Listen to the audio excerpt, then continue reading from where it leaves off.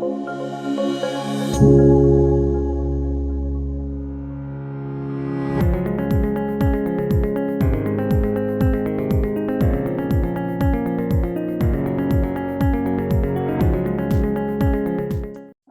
to 10-Minute University Noontime Chat. I'm Priscilla Robinson, and today I'll be sharing some information and hopefully inspiration for starting your own vegetables from seeds.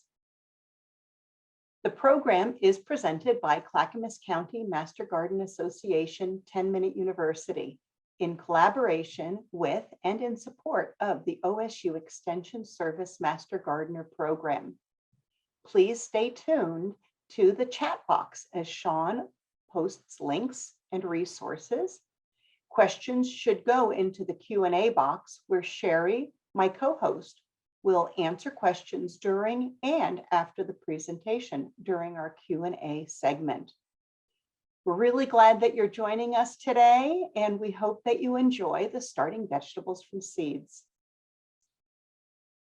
Today, we're going to cover the following topics: garden planning and preparations, vegetable seeds that will meet your needs, cool and warm season vegetables, also starting seeds indoors as well as outdoors, preparing and planting small seeds outdoors, and then you've done all that work, growing and transplanting your seedlings into the garden.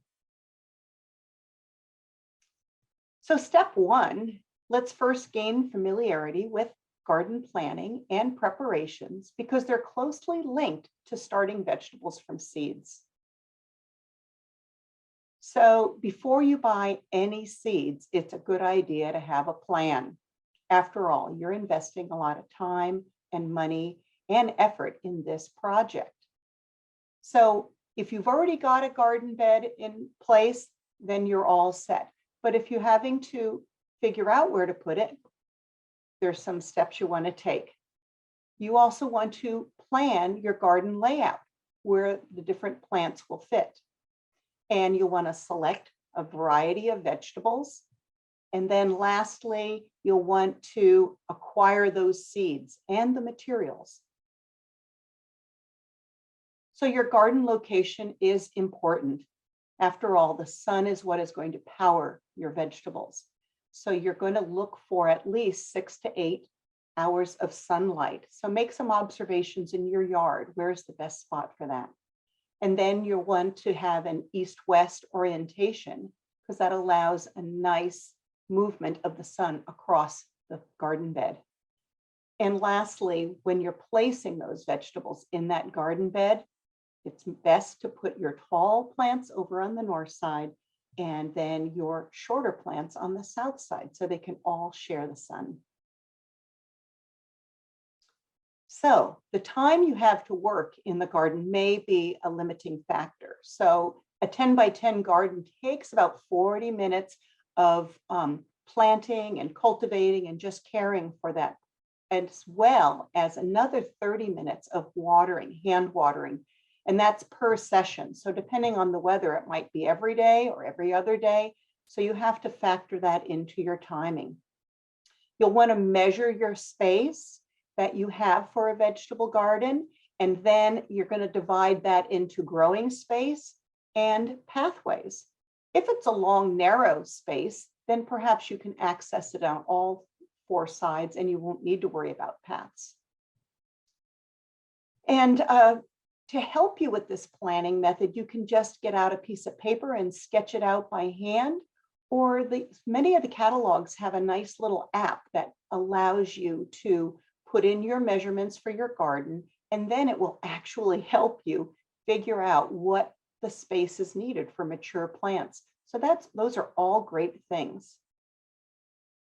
During this process, you also want to try and create a realistic harvest expectation and let that help to guide your plant selection as well. So soil is really important. It's important to have nice, healthy soil. And believe it or not, 50% of that is space that is filled with water and air. You definitely want to test your soil, at least for pH, And hey, there's good news. The Spring Garden Fair is back and we are offering free soil testing. And that is going to be on April 30th and May 1st over at the Canby Fairgrounds. Scoop up a little bit of soil from each part of your garden, put it into a bag, and bring it out to the fair. So, understanding whether your soil is ready to work is pretty simple. You do the squeeze test. If you look at that red arrow, it's pointing to a clump of soil that is very wet. See how it's holding its shape? Stop, don't work the soil anymore. You want to just let it dry out a bit. However, look at that green arrow. If you see that, that soil is nice and loamy. It's loose. It is ready to work. Other things in your garden preparation would be coming up with your watering plan, removing any weeds or pests, maybe some slugs that snuck in over the winter, and to really loosen and rake that soil so it's ready to for your plants. So step 2 is I really want you to do some critical thinking and evaluate which vegetable seeds are best for your needs. So you've got a plan. Now you're thinking about seeds. You can do a lot of browsing and chatting with garden friends. You can check out retail stores, catalogs, online vendors. There's seeds everywhere. A wonderful resource are the seed libraries that are in our local Clackamas libraries at Sandy, Westland, and Milwaukee. They have seeds that can get you, that they give away. I mean, who needs a whole packet of zucchini seeds? You know, I can go over to the seed library and pick up maybe 6 or 8 seeds, which allows me to plant a few hills. That's all I'm going to need. The information in the catalogs is equally enticing and informative.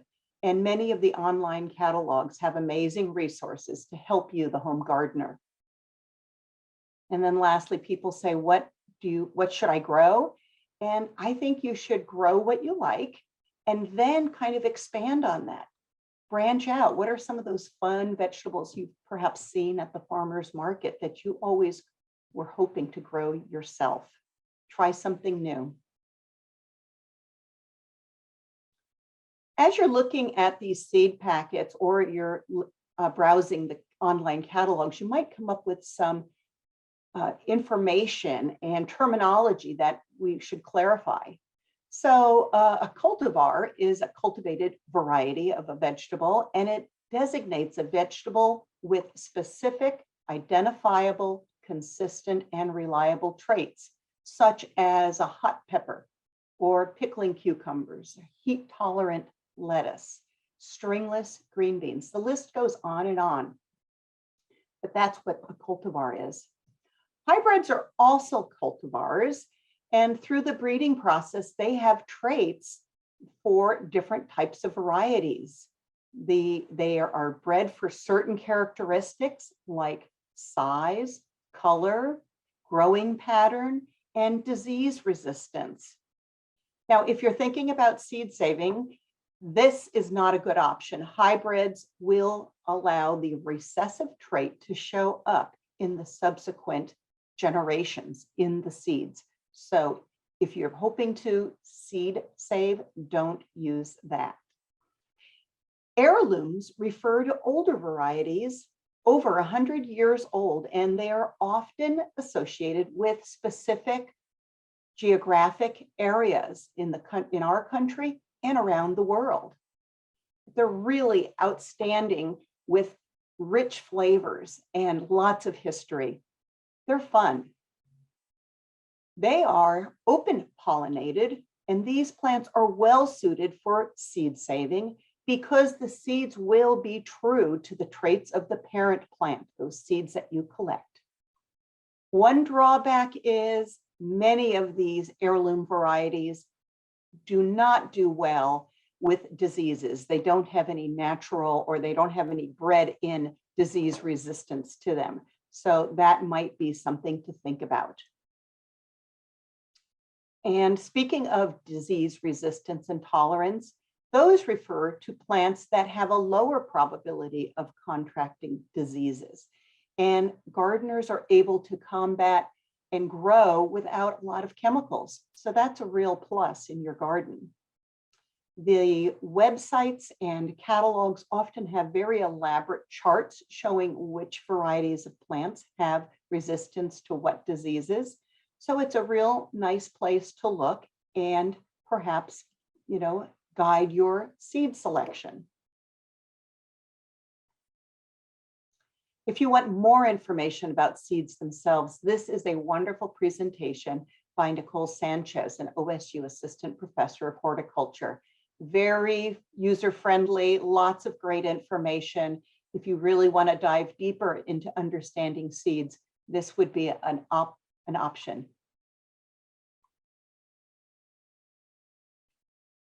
So quality, production space, and value were the guiding questions for a study done by Washington State University, where they compared a variety of crops for these three attributes in an effort to help home gardeners get the most out of their gardens and help gardeners select what seeds to pick.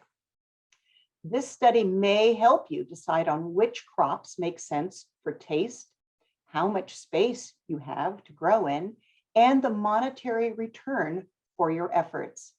For example, the edamame that is highlighted in yellow is it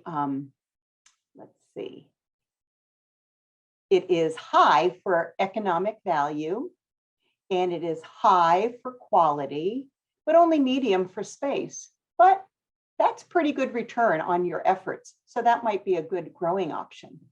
On the other hand, potatoes highlighted in pink scored low for quality, medium for space, and low for economic value. So when choosing vegetable seeds to grow, this chart might be an outstanding resource. It's embedded in an academic paper, and this is table 2 in that academic paper. Planting and growing a garden takes time, money, and effort, as I have said. So taking time to evaluate and select the best seeds will be rewarding. This publication is compiled from data from the vegetable field trials conducted at the Oregon State University Vegetable Farm in Corvallis, Oregon. It contains lots of information on a wide variety of vegetables and focuses on quality characteristics and how well they grow in Western Oregon. That's really helpful for us for seed selection.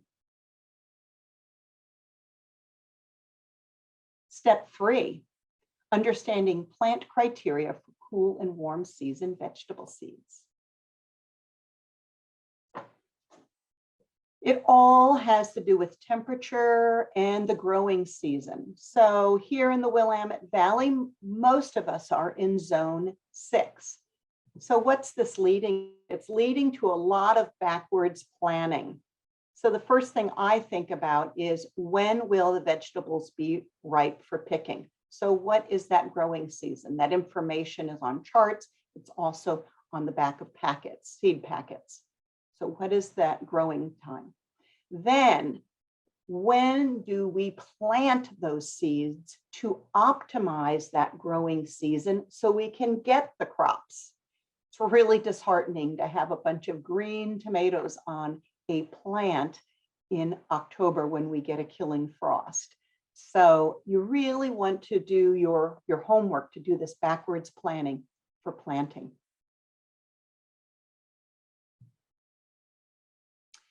Seed packets are a good start for planting, but they're often generic. They're distributed throughout the whole country, so not always pertinent to us. But anyway, so the charts help me plan my vegetable garden throughout the year. This one I got as an intern during my master gardening training, and it gears us towards the Willamette Valley. And the charts guide you month by month what can be planted outdoors and started indoors, and what can actually be grown over the winter. The soil thermometer is my friend, and some cool season crops may benefit being planted indoors to extend that growing season. The healthy established plants can then be transplanted early in spring. Starting them indoors helps extend my growing season. Many of these crops listed can also have a direct sown. They can be planted right in the garden as early as February, depending on the soil temperature. Pictured above is my early spring garden. If you notice carefully, I've created a grid using yarn, and that gives me quadrants that I grow in. And within those quadrants, I can really do some intensive gardening, get a lot of vegetables in a small amount of space. I love this OSU chart, and it's actually a two-sided chart that I've separated for you. This is just the cool crops. The information should be used to help guide your seed selection, and there's seedling specific information, there's planting dates, and there's minimum and maximum temperatures that you want to pay attention to.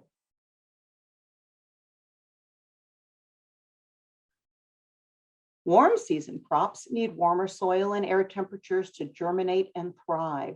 Warm crops want a minimum soil temperature in the 50s or 60s for germination, and air temps up in the 70s and 90s. So that's well past Father's Day.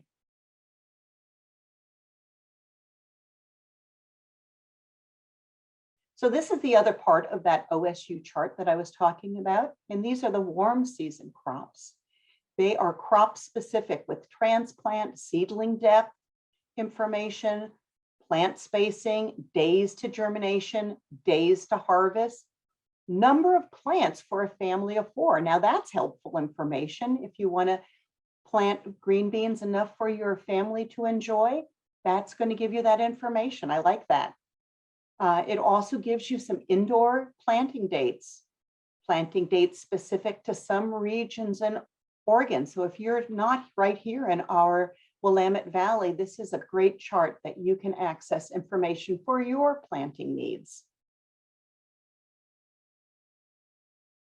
So here's a recap of vegetables that will benefit from being started indoors. These will become your vegetable starts for planting outdoors when the temperatures are favorable. You're going to be able to jumpstart your plants by sowing and caring for them indoors. So what are you thinking about? What are you developing? What strategies are you developing for your seed selection? Step 4, gain an understanding of the best practices in starting seeds indoors and outdoors.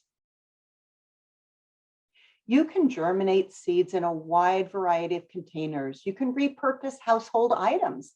They're great candidates for seed starting. The containers need good drainage and they must be clean. If containers previously held soil, please sterilize them with a mild bleach solution and rinse them well.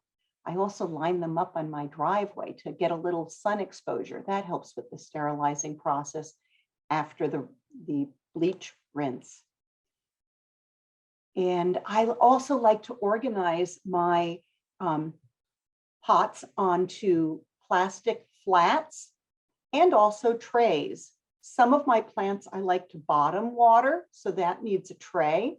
And some of them I just want free. So I just put them on a flat, just on a flat. When planting your seeds, you're going to definitely want a commercial seedling mix. It's great for starting seeds. It's light and fluffy. It allows roots to really dig in there. If you don't want to use a commercial one, you can make your own. Washington State recommends 2 parts potting soil, 1 part peat or coir, and I like coir because that's a renewable resource, and 1 part coarse sand or vermiculite. It should be combined very, very well and sifted so that you have a nice, fine, consistent soil mixture. Now, the photos in this picture that are outlined in black, kind of right there in the middle, right next to Emma, are soil blocks. And soil blocks are gaining lots of popularity. Home gardeners are successfully mixing up soil block recipes and forming these soil blocks using that metal apparatus there, sort of stamps and forms them and compacts them. Once these blocks are cured, they are ready for growing in, and they are raising, and gardeners are being successful raising lots of healthy seedlings in these soil blocks. And one of the advantages of the soil block is air pruning. So when the roots reach the end of the block, they are going to come into an air-rich environment and less water, low water, and low nutrient space. This causes the tips of the roots to sort of die back, but it's signaling the plant to produce new roots elsewhere in that root system. So it's going to grow a nice, healthy seedling. It's kind of neat. I've never done this, but I have lots of Master Gardener friends who are being successful, and there's lots of good information about that. So where are you going to start your seeds? Well, in a perfect world with best practices in play, you can control the amount of moisture, soil, temperature, and light your plants get. This can be done in a variety of ways with specialized equipment that can help you along the way. But all the equipment isn't a must. You could use greenhouses, or you could just use domes over your seedlings to keep that moisture in. Hotbeds or heating mats really do help with germination, and natural light or artificial light really provide the energy that the plants need once they're up and growing. So no matter what else you do, if your plants don't have enough light, they're not going to do well. They're not going to thrive. They're going to be spindly. And so I really do want to talk a little bit about artificial light selection. And it's popular for indoor growers. And with the invention of more energy efficient light bulbs like LEDs, growing under artificial light is making some transitions. Here are some highlights and some basic information after a lot of research. So within the electromagnetic spectrum, there is visible light or white light. The photosynthetic active radiation, or PAR, is what plants need. The light waves from 400 to 735 nanometers in that spectrum fuel the plants. And the white light can come from either the sun or artificial sources. In artificial sources, that spectrum is not always equal. So you'll need to do some research on that. I did not include all that information. So the red arrow above indicates the red-orange light waves. And this is the best range for starting seeds and the vegetative growth phase of the plants. They've done a lot of research on this, and it has shown that lights on for 16 hours and off for 8 hours work best. And some people are wondering, why not 24/7? Well, there are triggers when those plants lose light and it goes dark. It actually promotes them to grow and stimulates them versus having it on 24 hours. The blue arrows indicate the blue light. This is the best range for the flower and fruit development that plants require. And the regulating grow lights is a 50-50 ratio, 12 hours on and 12 hours off. So if you're going to be growing indoors all the time, then you're going to want to think about this. If your plants are going out into the garden, don't worry about the blue light. Now, the amount of energy that your plants are getting from the artificial lights will depend on the size of the bulbs and their distance from the developing plant. The correct placement of the lights is a balancing act. because you don't want too much heat output. You want a good quantity of light, and you need that overall footprint, all those plants being covered by the light that's coming from the bulbs. That's really important. I found this handy chart that's on the right, and it provides you a primer on the different bulbs, the sizes, and distance from the plants. So I hope this will answer some of your questions about artificial lights. Okay, a seed is like a little time capsule. So what happens? It's not magic. It's just little being waiting to explore a new environment. And moisture, warmth, and light are the stimulus that awaken the seed to do what it is destined to do, to participate in the life cycle of the plant. Let's take a look at this bean seed as it wakes up. The seed coat, or the testa, swells with moisture and breaks open, revealing the young root or radicle. Soon the root hairs will begin to develop and absorb the water and the minerals. At this point, the energy from the original seed feeds the plant's growth. That seed pushes up above the ground, and the young shoot emerges. And beans are dicots. As the seed starts to shrivel and it leaves, energy is then produced by the leaves through photosynthesis. This is, the life in this plant is well underway. And some seeds need help to break through that seed coat and benefit from being roughed up or soaked in water. So these are peas, for sugar snap peas.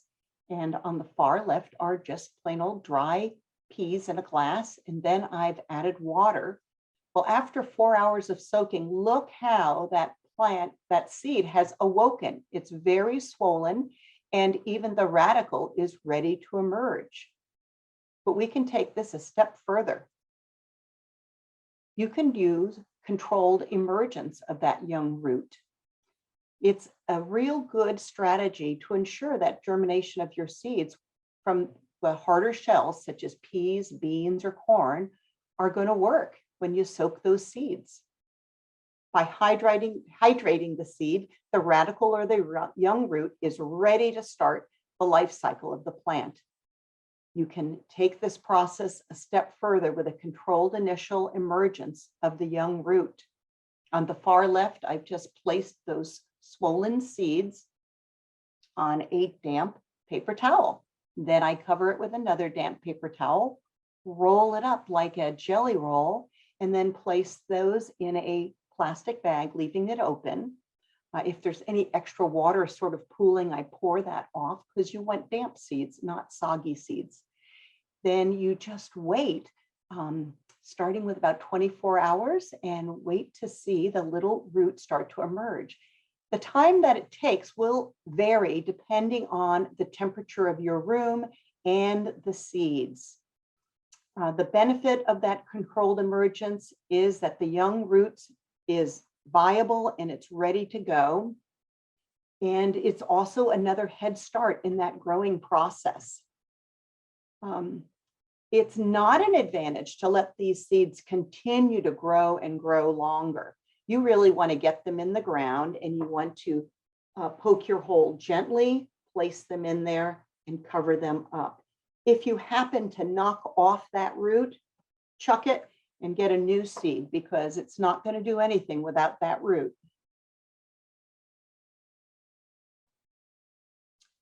So if you're sowing inside and you're using a seedling mix, it's really important to moisten that media thoroughly. The same with peat pots, pellets, all of those things. Make sure they're absolutely saturated with water. That's what the seeds are going to be looking for.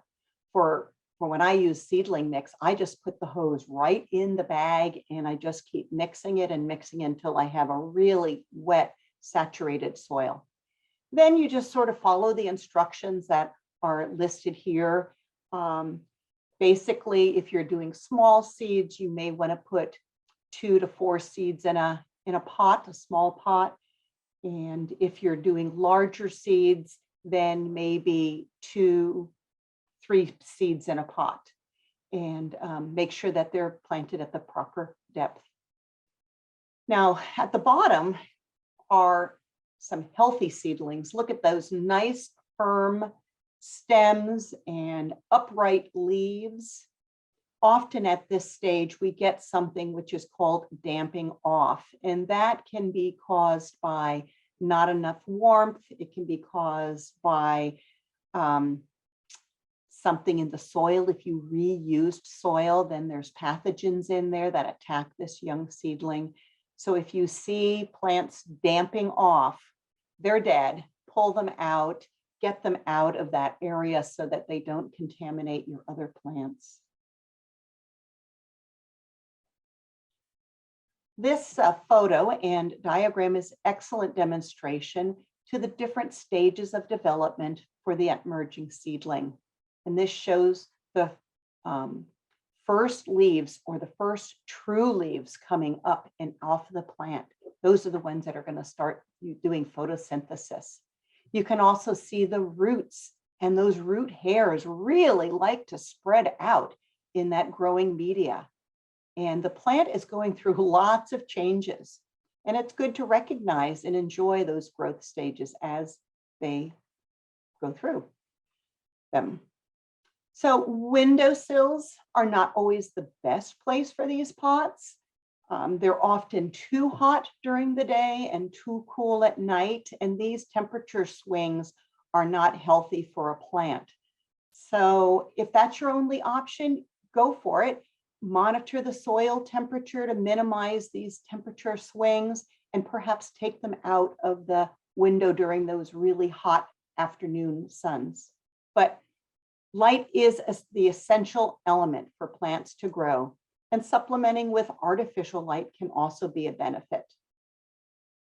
Once the true leaves appear, and the plant really wants to use a lot of nitrogen for plant growth, and you can apply some half-strength water-soluble fertilizer, maybe about once a week during your watering process, just to help the plant get all the building blocks it needs.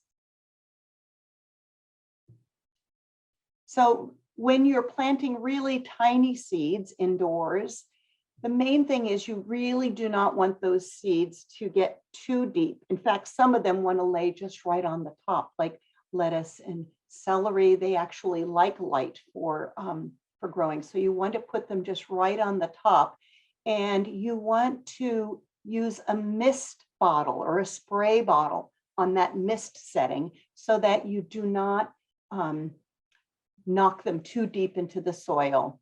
And then again, put either like a propagation dome or some plastic or glass over them. If you've got a cold frame that is showing good warmth, that's another good place to put your plants for growing.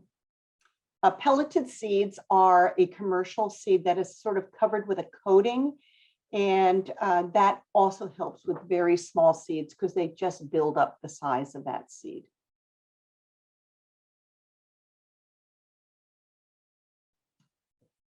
So again, you can plant your seeds directly outside, and you want to consult your planting charts.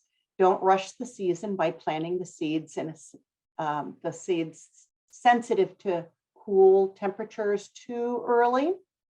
Chances are the seeds will either rot in the ground or your plant will not be very hardy.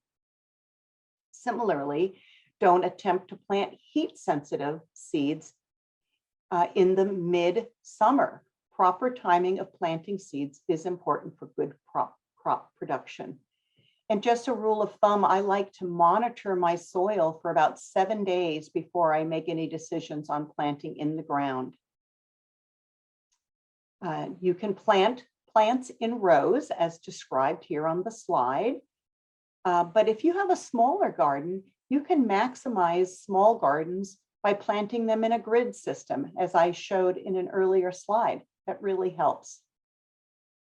Lastly, when you're planting your seeds outside, make sure that you really water them in well.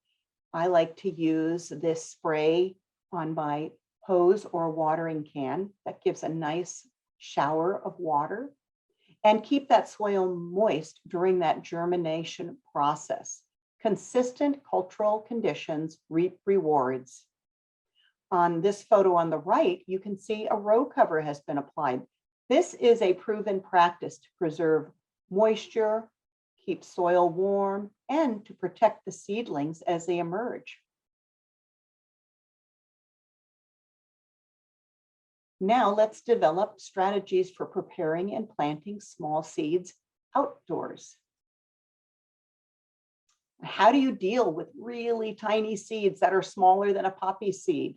I mean, have you ever tried to sow carrot or radish or lettuce seeds in the wind? They go everywhere. So I first started using seed tape with a group of Master Gardener friends. It was totally new to me. We sowed 4 rows of turnips, and it was a piece of cake. A week later, the results sold me on the methodology. Lots of seedlings popping up, perfectly spaced. Seed tapes are either single or multiple species of seeds that are spaced between single ply tissue at the correct growing distance. I actually make seed tape with radish and beets all in one strand, and then I harvest out the radishes as they emerge in a few weeks, and then my beets continue on. So you can do whatever you want with it. Seed tape can be purchased or it can be made at home. Seed tape saves time and energy because when you're sowing those small seeds, it's really a lot faster. And seed optimizes the spacing of those plants that prevents seed waste, and it saves time because you're doing less thinning. Seed tape may be your answer. Give it a go. So homemade seed tape allows you to master those pesky little seeds, saving you time and money. And I love to make my own seed tape with my granddaughter, Emma, here. She's 3 years old in this picture, and it was really very educational. She could measure, she had to follow directions, and she came up with some really good seed tape. You can get it commercially, but it's usually like 4 times more expensive than just buying a packet of seeds. And the choices of seed tape commercially are very, very limited. So I often prepare seed tapes on rainy days or in the summer on those late afternoons to escape the heat. Another way to garden and enjoy. So here are the directions to make seed tape. And I don't really want to go through and read this step by step, but basically you start with toilet paper.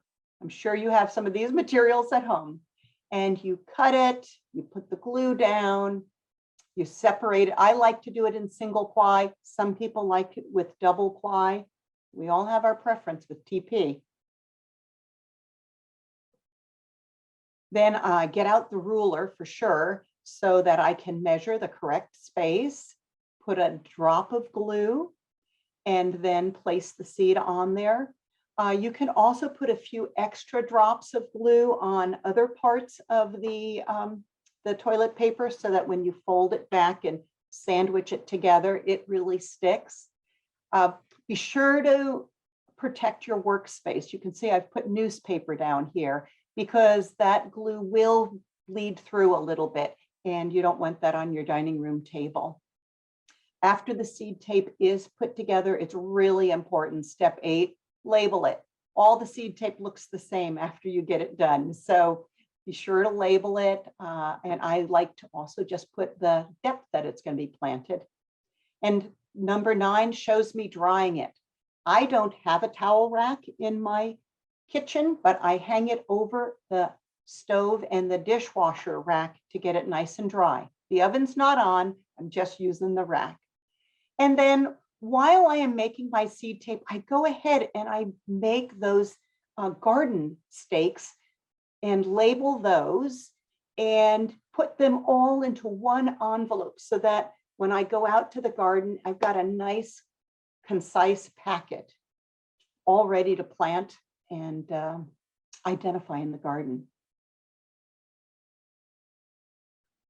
So before you put your seed tape down, you're going to want to prepare your bed as described earlier.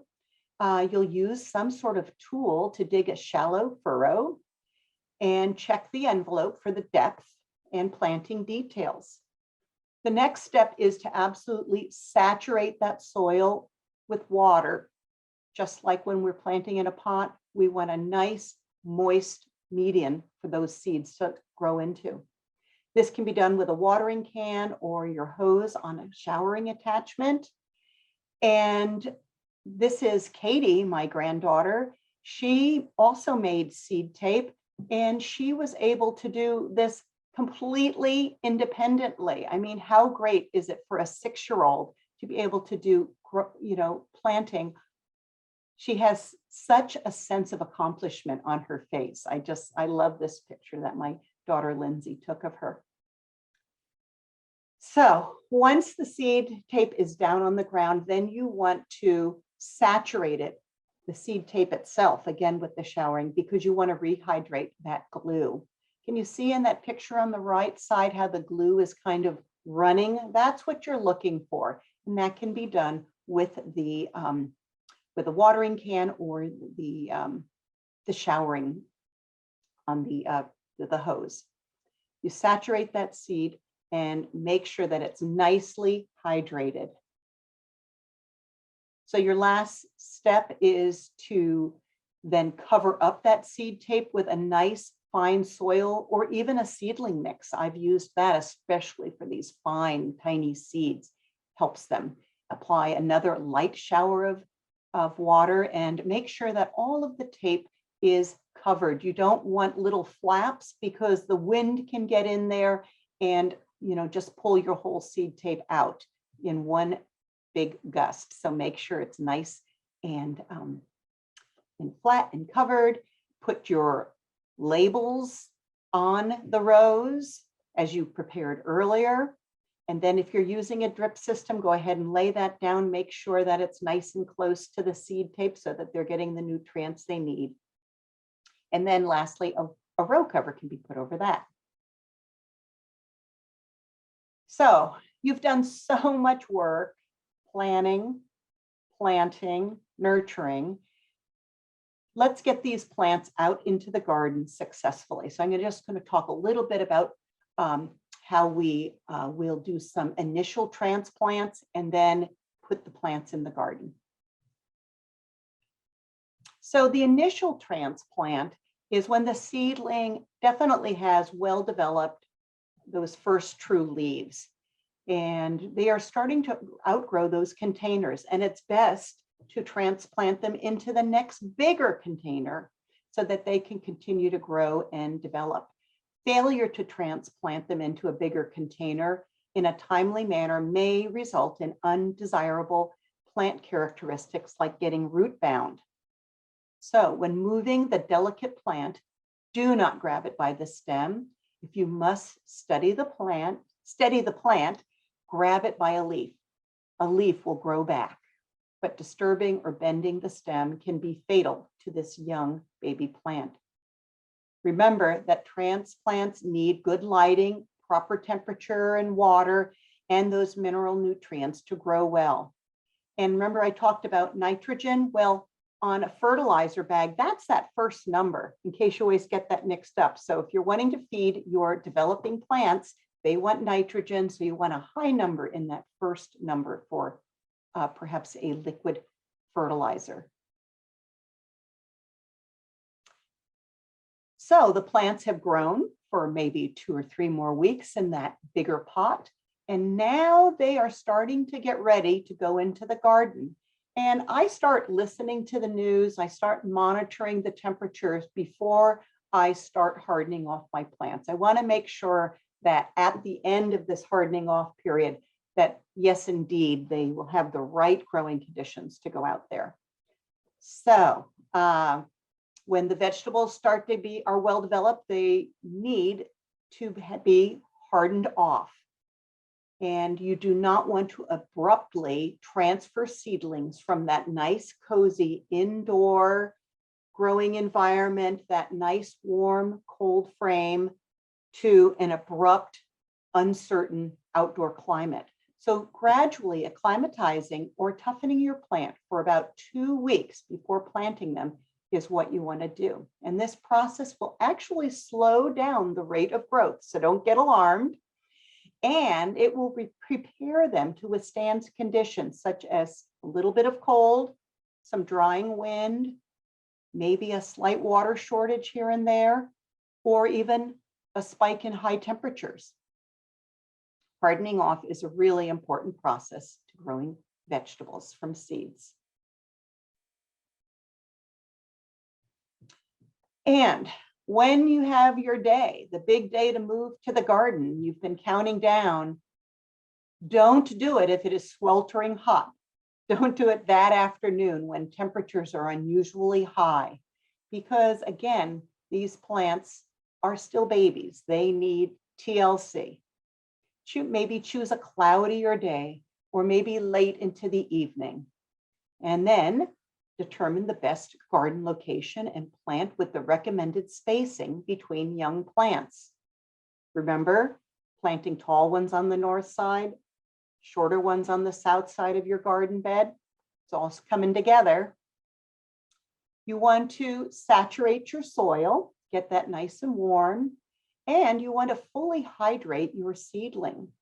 So actually what I do is I make up a bucket of weak water-soluble fertilizer in a bucket deep enough so that I can put the whole pot and just the soil part under water. And then remember that space, 50% space, all of a sudden, all these bubbles are going to start coming up from the soil. You want to just leave that seedling in that soil for as long as the bubbles keep coming. When the bubbles stop, then you're fully saturated and it's time to put it in the ground. Again, you want to carefully handle that pot. If the pot is, the plant's not coming out, you can knock it a few times, maybe with your trowel to urge it out. You're going to want a hole that is the same, that will make it level with the top of that seedling, that plant. There are a few plants that like to be planted deep, but that's another lesson. Basically plant those seedlings in level with your soil. And again, don't grab the stems, and get them in and water them in. And then you can also put row covers over them. You could put a cloche over them. Lots of different options just to help them ease into that garden and really take root and be productive.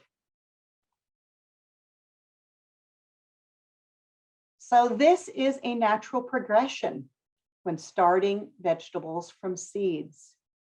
You plant seeds, you nurture them, and you might even grow some smiles.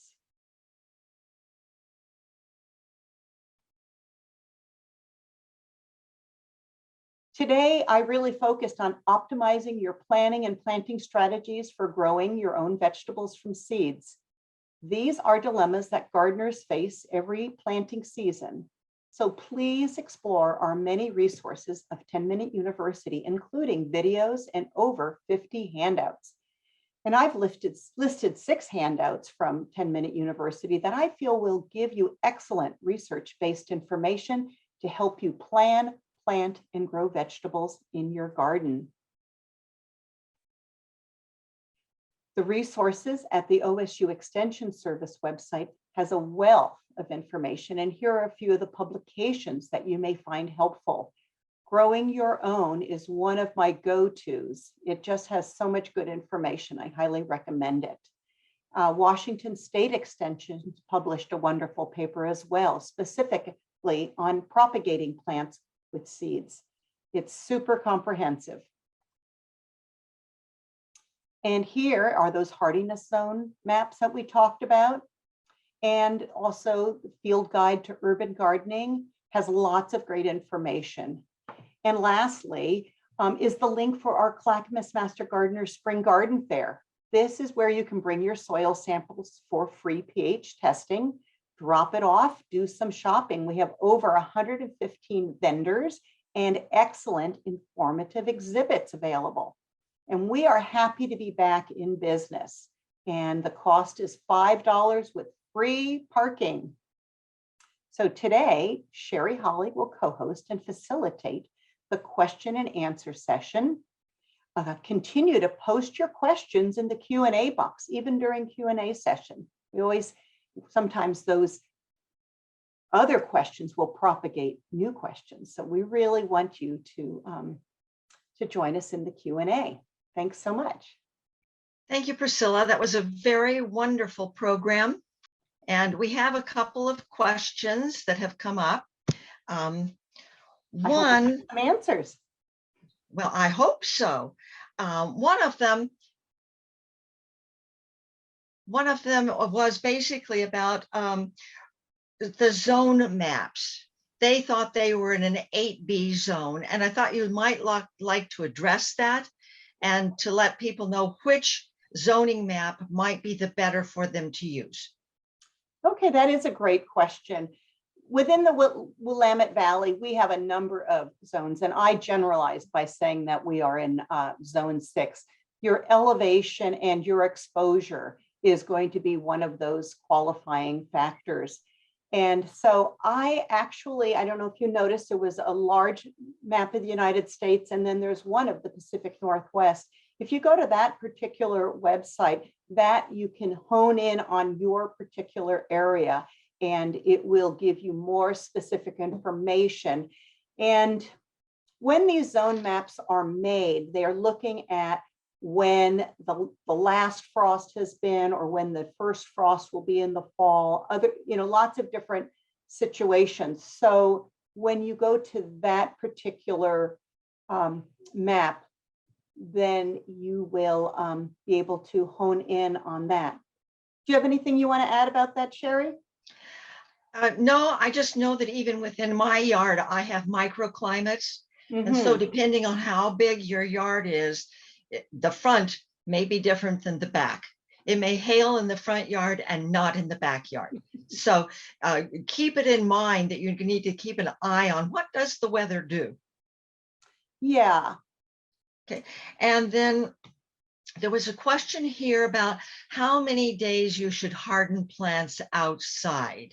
I thought that was a pretty good question that maybe everybody would like to know about. Okay, so the short answer is when the plant is really looking good and strong, but it's usually about 14 days, and you start slow and you gradually build your way up. So I start with just pulling them out into shade for 1 to 2 hours. Do that for a few days. Then I bring them into dappled shade for 3 or 4 hours and do that for another 5 or 6 days, all the time, keeping them well watered and really paying attention to their growth. Again, they're going to be slowing down a little bit because you're kind of shocking them a bit. You're shocking them gently. And then for the last 5 days, you really want them to be you want to be mimicking what they're going to be getting in the garden. So putting them out in full sun. If you notice that first time you do that, you might have to back down the number of hours that you're leaving them in that full sun. That radiation is really strong, and they will get it even if they're in the shade. So 14 days, is that what you go for? I go for 14 days. The one caveat there is you have them outside for, say, a week, so they're partially hardened off, and then you see what the weather is doing, and you realize all of a sudden it's going to get down pretty cold, like into the high 30s. Then I would bring those in definitely even if they seem like they're pretty hardened off. Otherwise, they could be affected by it. Yes. And I have been known to run out in my nightgown when I have forgotten my poor babies outside, and I have to pull them in during that hardening process. So don't even let it go a day, especially in the conditions that you were mentioning, Sherry. I have done the same thing, flip on the light so I don't break my neck. And I'm Yeah. sure the neighbors think we're crazy.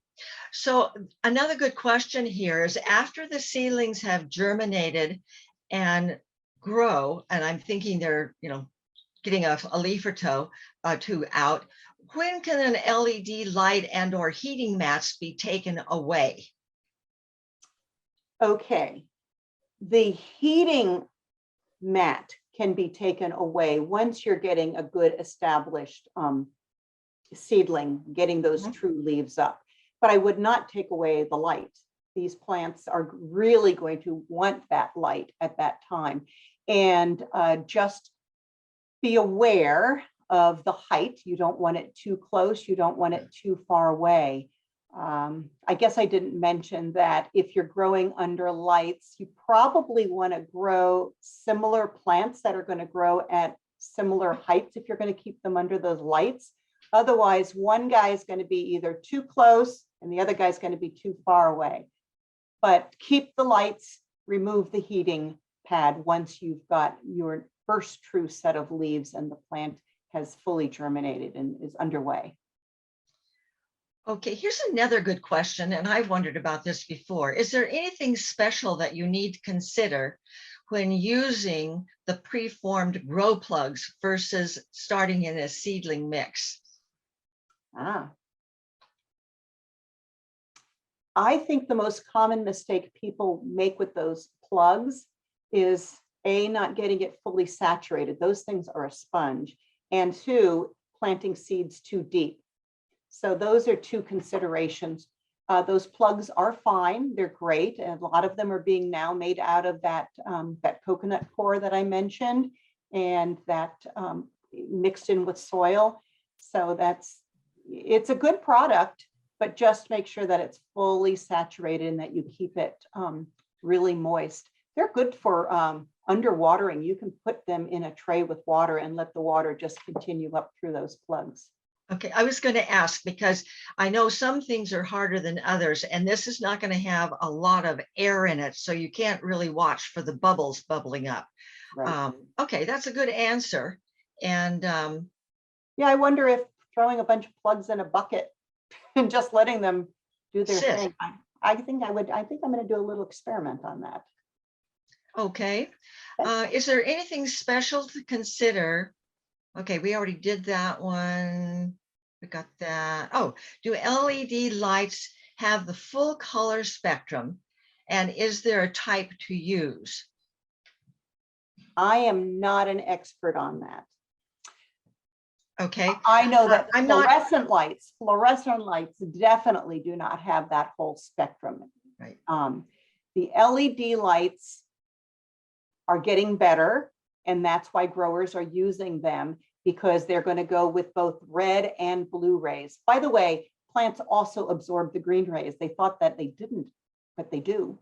And so I don't have anything scientifically tested that I could give information. I just know that people are transitioning from the fluorescent to the LEDs because they are getting a better full spectrum of that, the white light. Sorry. I've been looking at lights myself, wanting to get some different but LED lights rather than to have the fluorescence. And basically what I'm finding is if it's a full spectrum, it will usually tell you that in the details. And I have run into recently some full spectrum ones that you can actually alter between the red and the green. So you can alter the spectrum of light coming out of them. I believe they actually do it by having separate little bulbs with the different color on them. That makes sense. That makes sense. Well, So I would love to see the results, you know, in some sort of growing trial, but that makes a lot of sense because they have figured out what light waves the plants are wanting Right, at different stages of growth. because when they're small, they may want a different than when they're getting closer to going out and into a larger pot. Let's see.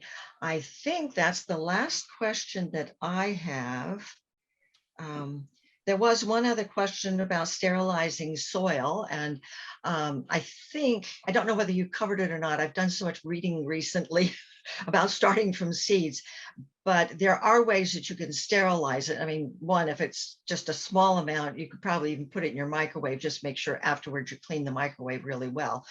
The other, though, is you can basically in the summertime pretty easily sterilize your soil with a layer or so of clear plastic over the soil, because that'll warm up pretty well. Okay. And somewhere I saw something that it didn't take a whole lot to sterilize the soil. So you're less than 200 degrees. So Yeah, and depending on how much growing you're doing, you know, that might be the financial option that you take. right. Otherwise, the biggest problem that I can see is if you're using a mix, sometimes the mixes, the nutrients that are in those get used up. And so you would need to make sure that you added some sort of nutrients to get it back up to a decent mix. With that, I think that we're finished, unless you can think of anything else, Priscilla. Well, I just want to thank Sean for all the support and putting those links into the chat for all of you. I hope that you've taken away something that will help you in your gardening. I know that that we have a wide spectrum of home gardeners that tune into these webinars. So I've tried to give a little bit of something for everyone, and it is time to be starting those seeds, folks. That's my final word.